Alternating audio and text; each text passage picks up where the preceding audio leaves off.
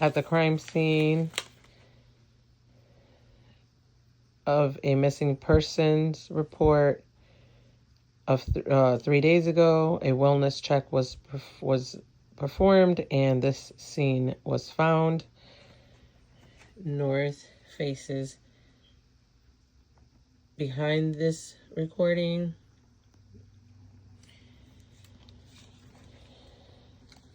There is a hammer on the ground, which might have been used as a weapon. Marked Exhibit 1. The hammer has red liquid on it that will be tested for blood stains to see if the liquid is blood. The hammer will also be tested for tool marks to see if we can identify any markings that might show up later on once the victim is found. We will test it by casting it in silicone to compare any tool marks to any other evidence that might be later found. We will also be testing the liquid to see if it is blood.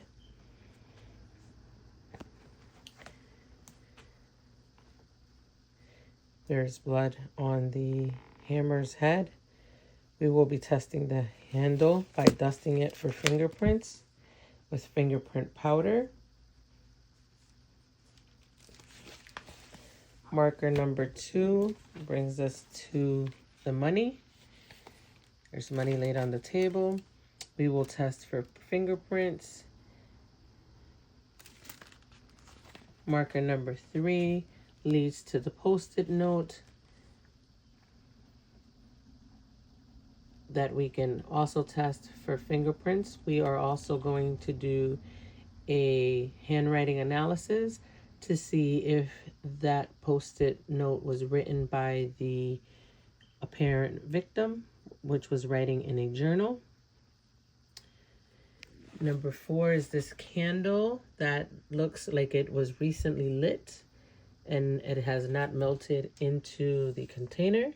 We will be dusting that for prints, which should come up when we do a luminol test of if there's any blood on it, or we can do the gastrometry to see if we can find fingerprints.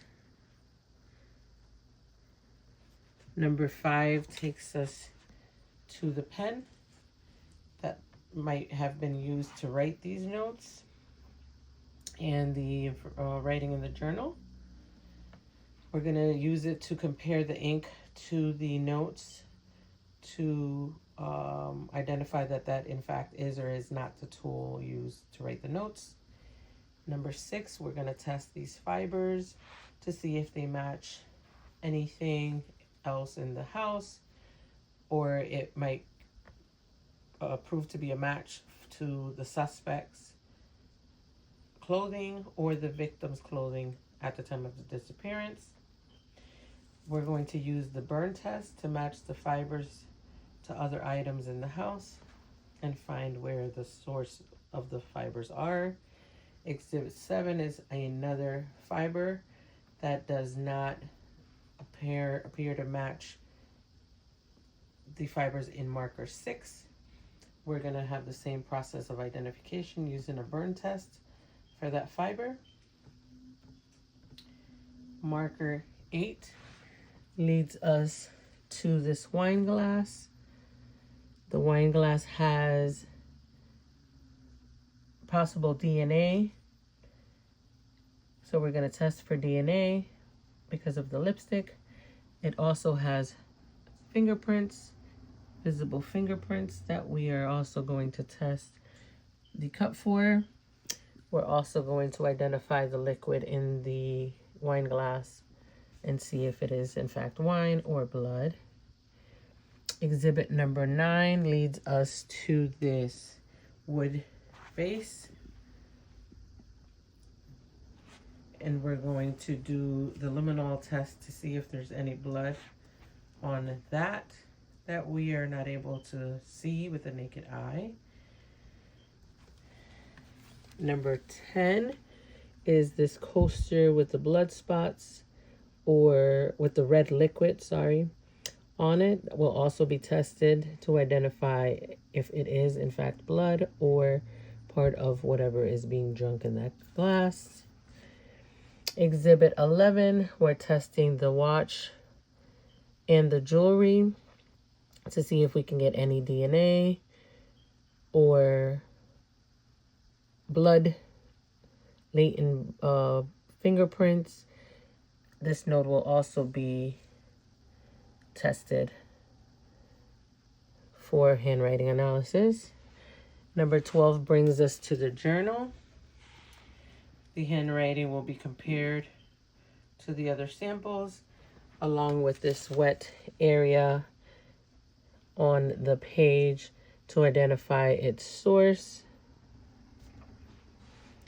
Number 13 brings us to this pillow that lays next to the hammer, and the fibers on that will be tested to see if we can match the fibers of that to any of the fibers found.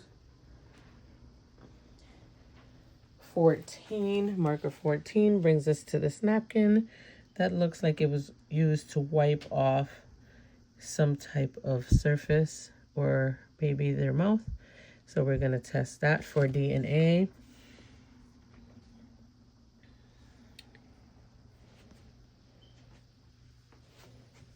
An expansive part of the scene.